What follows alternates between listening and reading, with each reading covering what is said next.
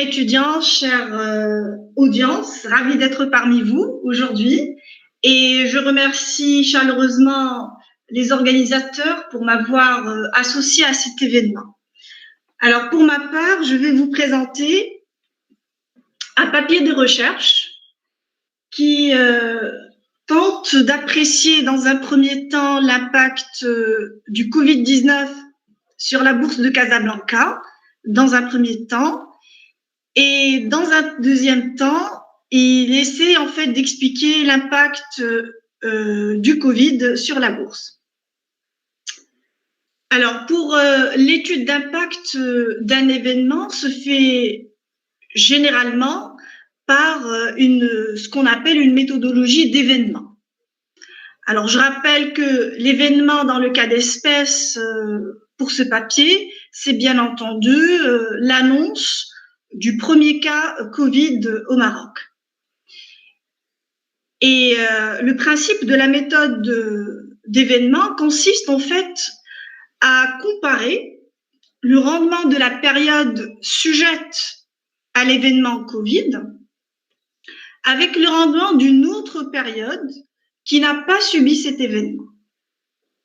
Et donc la confrontation des deux rendements permet en fait de déterminer un rendement qu'on appelle anormal, abnormal return. Donc, qu'est-ce qu'on fait au juste? On confronte le rendement de la période qui a subi l'événement avec une autre considérée comme référence, un benchmark, un étalon de comparaison. Alors, la méthode d'événement la plus adaptée à court terme pour apprécier l'impact d'un événement, c'est la méthode CAR et AR. Alors, AR, comme je viens de le préciser, c'est tout simplement, alors si vous regardez la formule en bas, c'est la différence entre le rendement de la période qui a subi l'événement avec celle benchmark. Et donc, la confrontation s'appelle un rendement anormal, abnormal return. Donc, si le signe de cette différence est positif, cela renseigne sur une surperformance, c'est-à-dire que le rendement en période Covid a dépassé le rendement d'avant Covid. Dans le cas inverse, et c'est l'hypothèse de recherche qu'on prône, c'est que il y a une sous-performance, une contre-performance, c'est-à-dire que le rendement de la place boursière va être inférieur au rendement d'avant Covid.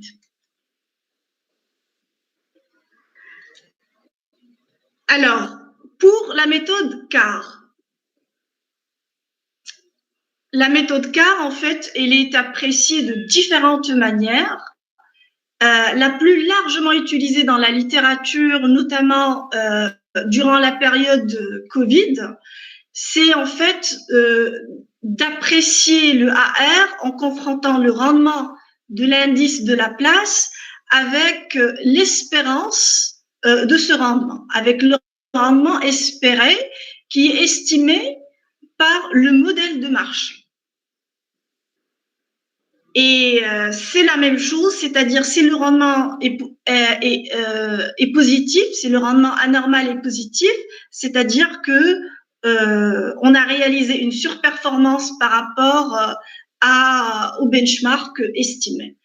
Alors ensuite, on fait cumuler les rendements anormaux de la période de l'étude et on obtient le quart et on calcule la moyenne pour avoir le rendement anormal cumulé de la période de l'étude que je vais vous présenter un peu plus tard.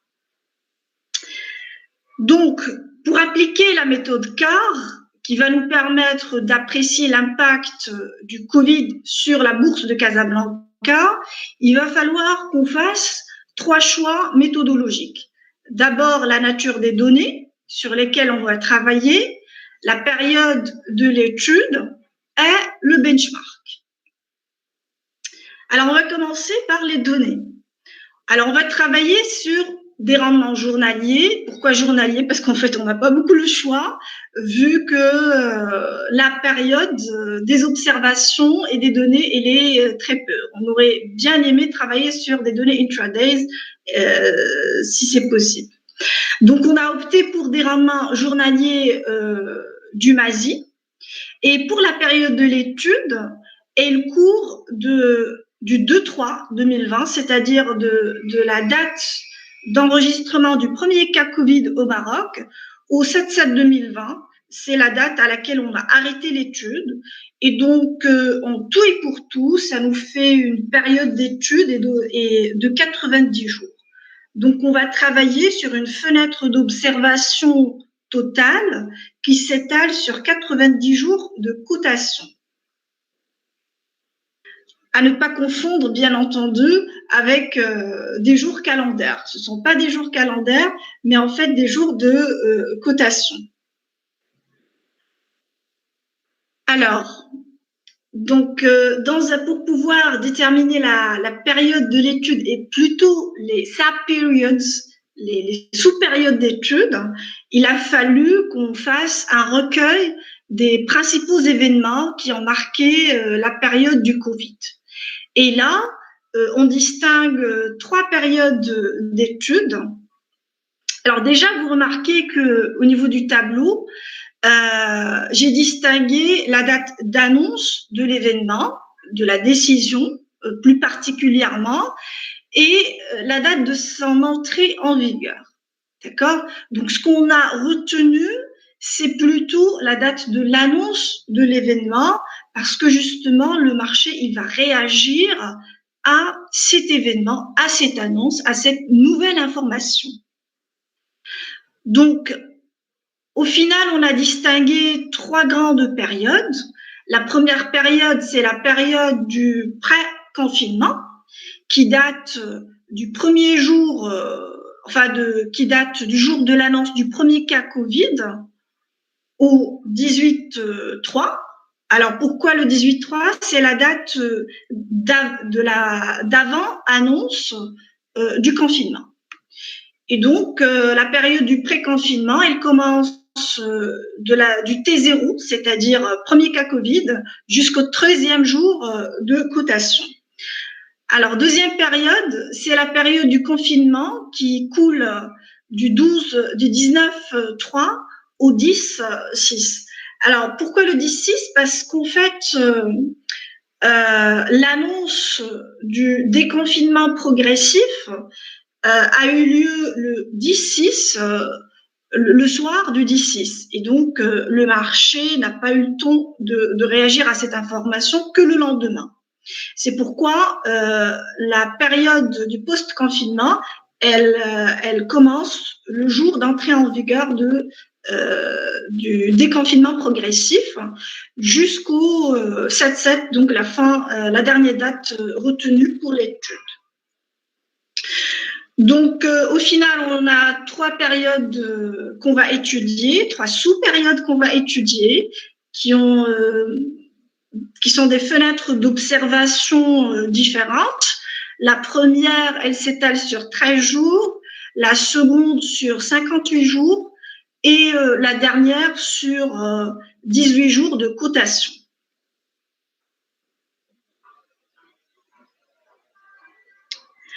Alors, on arrive au benchmark. Alors, le benchmark, on a retenu 2 benchmarks, à savoir le MASI et le MSCI Frontier Market, c'est-à-dire l'indice des marchés frontières, pour pouvoir justement confronter les résultats qu'on va obtenir, ce qui va permettre justement d'améliorer la robustesse de nos résultats.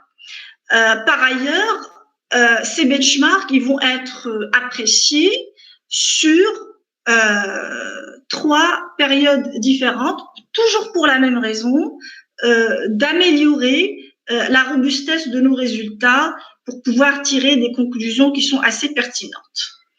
Donc, la première période sur laquelle la première période de comparaison sur laquelle on va calculer les rendements des benchmarks, elle court de -1 à -90, c'est-à-dire du premier jour qui précède l'annonce Covid, c'est-à-dire T-1 tout simplement, jusqu'à T-90. La deuxième sub-période, elle court de -1 jusqu'à -110. Alors, pourquoi -110? Parce qu'on a estimé que, après vérification, qu'un mois de cotation calendaire est l'équivalent, en moyenne, de 20 jours de cotation. Et donc, on a ajouté un mois, c'est-à-dire 20 jours, ce qui fait 110 jours. Et puis, on a ajouté un deuxième mois, ce qui nous donne une troisième fenêtre d'observation de comparaison qui s'étale de -1 à -130 jours de cotation.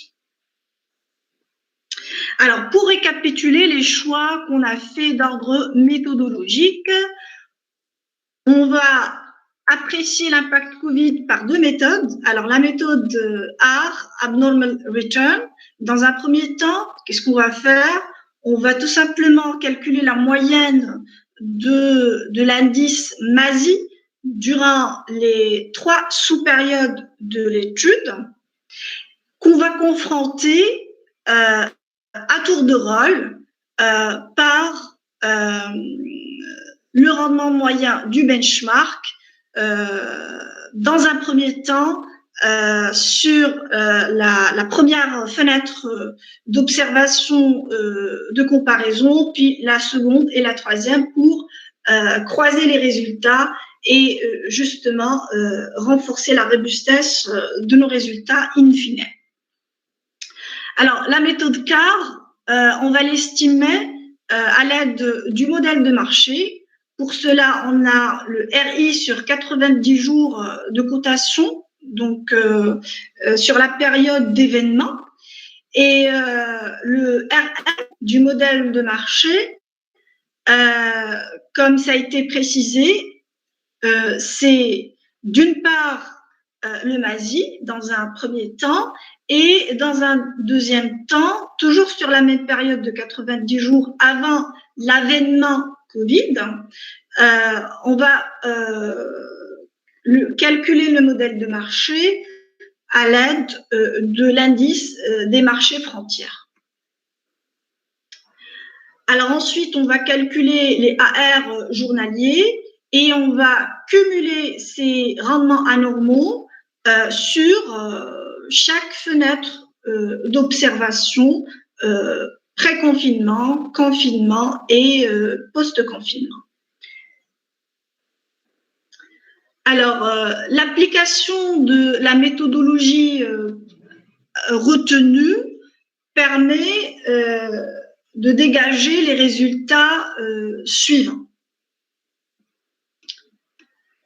La comparaison entre les périodes benchmark et les périodes étudiées montre que la volatilité des cours journaliers du MASI a passé de 0,5% par jour à 3,42 durant la période pré-confinement, ce qui dénote d'une surréaction du marché suite à l'annonce du Covid et renseigne sur l'incertitude du marché, notamment avec le confinement des pays de l'Europe, la déclaration de l'OMS, le Covid, une pandémie mondiale.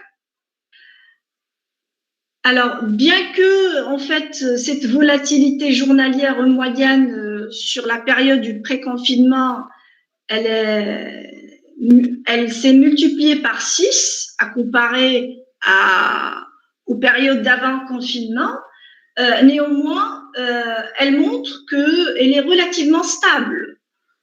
Pourquoi? Parce que l'évolution des cours n'a pas frôlé les 6%,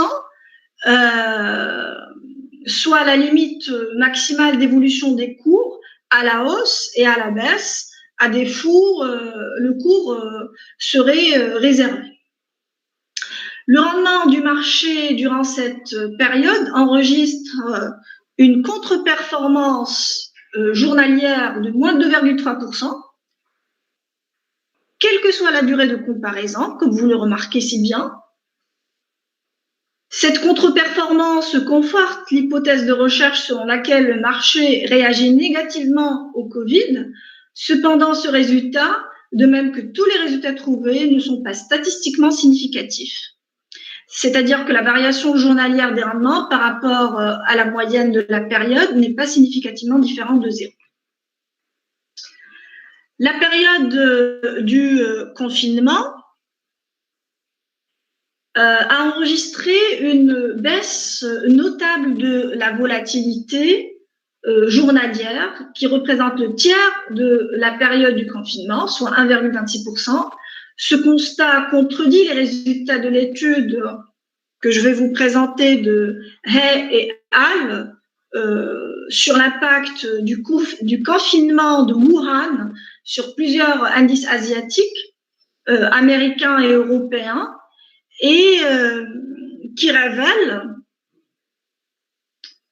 que durant le confinement, l'indice CSI 300 de la bourse de Shanghai a passé d'un rendement journalier de 0,1% avant l'événement Covid à 0,03% en période pré-confinement, puis à moins 5,49% les 2 premiers jours de la période de confinement et moins 0,02% durant les 28 jours du confinement. La baisse des rendements de la bourse de Shanghai s'est accompagnée d'une augmentation de la volatilité qui a passé respectivement de 0,91% à 0,83% et surtout à 3,38% durant les 2 premiers jours de confinement et de 33% durant le reste des jours de confinement.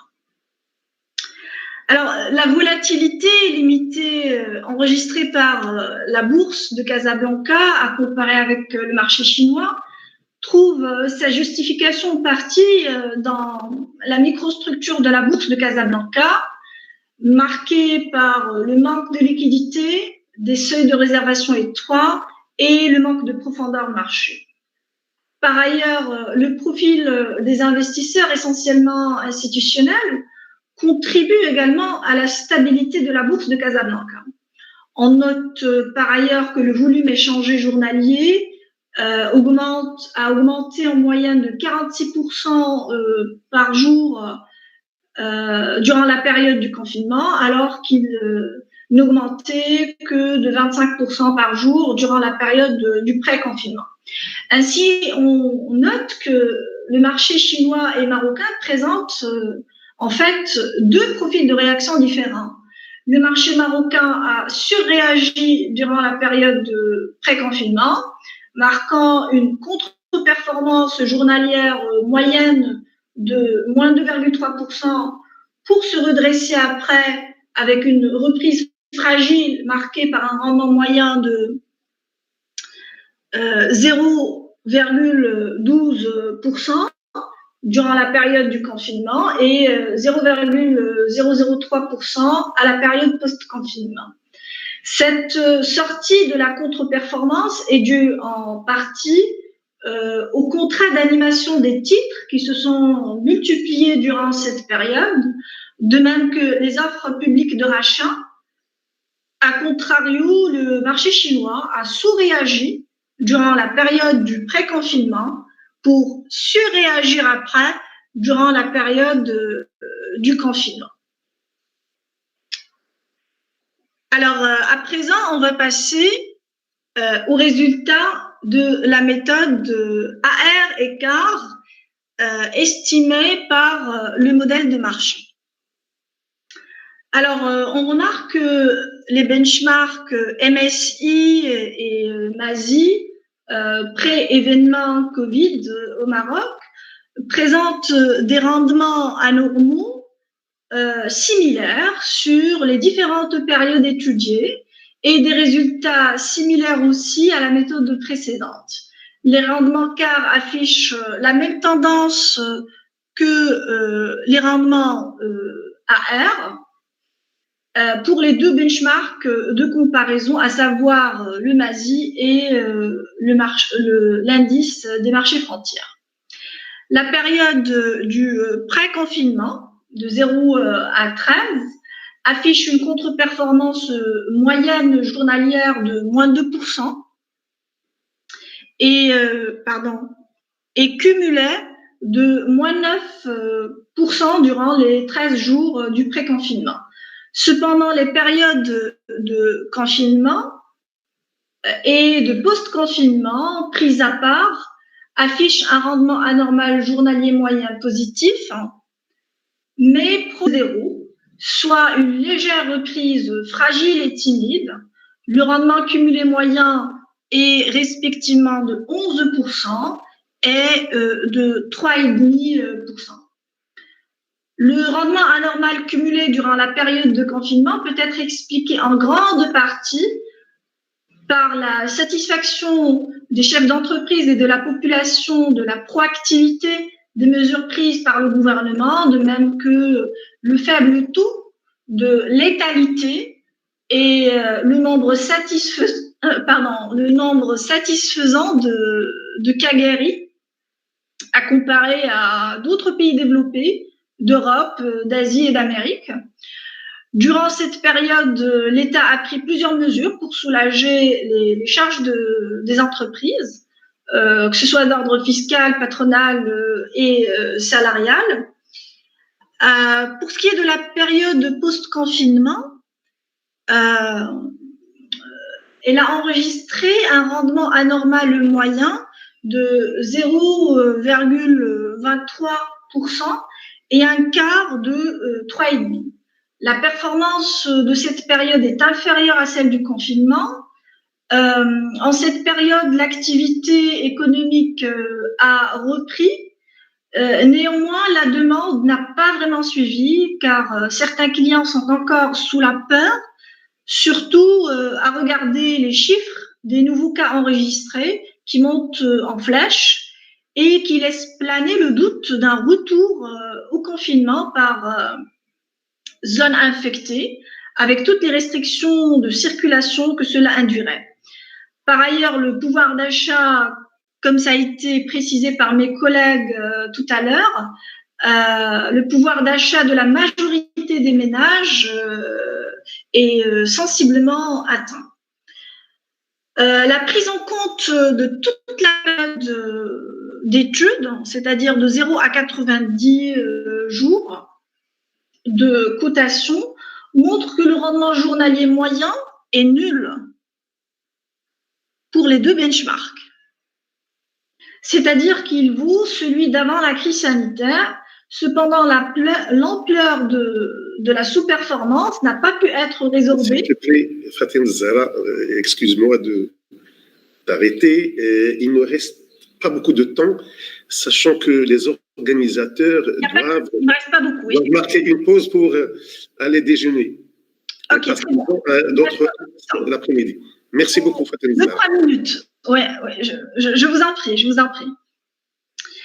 Donc, je disais que l'ampleur de la sous-performance n'a pas pu être résorbée par la surperformance enregistrée durant la période du confinement. La preuve, c'est justement un quart de moins 12%, une contre-performance de moins 12% par rapport à la période pré-Covid. Alors, à présent, je passe à l'explication de l'impact du Covid. Alors, l'objectif de l'étude est d'une part de vérifier quel est le facteur déterminant de l'évolution du cours du marché durant la période Covid, c'est-à-dire est-ce le nombre de cas Covid enregistrés par jour ou le nombre de décès Covid par jour, à côté d'autres variables explicatives, à savoir le rendement MASI de la veille, la volatilité entre le cours du jour et de la veille, le volume échangé par jour. Et d'autre part, l'étude ambitionne d'identifier les secteurs les plus touchés par l'effet Covid. Alors pour cela, on a opté pour 2 modèles. Le premier modèle, c'est un modèle en pooled model, sur les 3 périodes, sur les 3 sub-periods, pré-confinement, confinement et post-confinement. La variable expliquée, c'est le rendement journalier du MASI sur toute la période d'observation, les 90 jours. Et les variables explicatives sont le taux de croissance journalier des décès Covid, le taux de croissance journalier des nouveaux cas Covid, la volatilité entre le cours du jour et de la veille mesuré par l'écart type, le log décimal du volume échangé sur le marché central par jour sur la bourse de Casablanca et les 3 variables demi représentant les périodes pré-confinement, confinement et post-confinement. Alors pour le deuxième modèle, c'est un modèle en fait fixed model, c'est un modèle à effet fixe. Alors c'est les mêmes variables, sauf que on a ajouté comme données de panel les secteurs, et là on a distingué 4 secteurs: le secteur financier, immobilier, l'industrie et du service. Alors, pour ce qui est des résultats, il ne me reste pas beaucoup de temps, je vous rassure. Alors, pour ce qui est des résultats, on a commencé d'abord par voir les coefficients de corrélation, enfin la corrélation des différentes variables explicatives avec la variable expliquée, c'est-à-dire le rendement MASI durant la période Covid. Et là, on se rend compte bien malheureusement que tous les coefficients de corrélation ne sont pas statistiquement significatifs. Bon, on a poussé jusqu'à tester les modèles, mais avant, il fallait faire l'étude de stationnarité qui a montré que toutes les séries sont stationnaires d'après le corrélogramme et le test de Augmented Decay Fuller de racine unitaire, excepté la variable par rapport au volume échangé, qu'on a stationnarisé facilement par une différence première.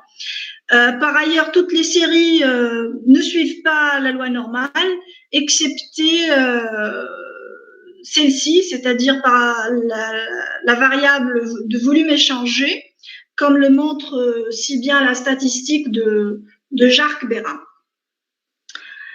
Alors, mes excuses. Toutes mes excuses. Je termine par là. Un mot de conclusion. Mes excuses.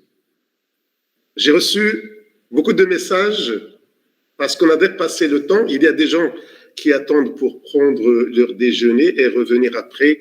Ils n'ont pas beaucoup de temps. C'est pourquoi un mot de conclusion, s'il te plaît. Voilà. J'étais sur le point de le dire, effectivement. Alors, pour ce qui est des résultats, des modèles qu'on a testés, bien que, comme je viens de le préciser, les coefficients de corrélation n'étaient pas significatifs.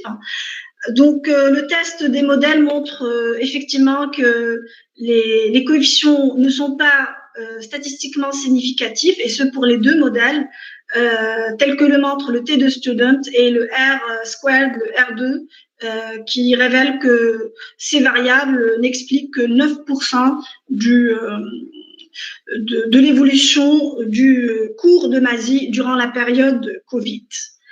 Et sur ce, je vous remercie pour votre attention.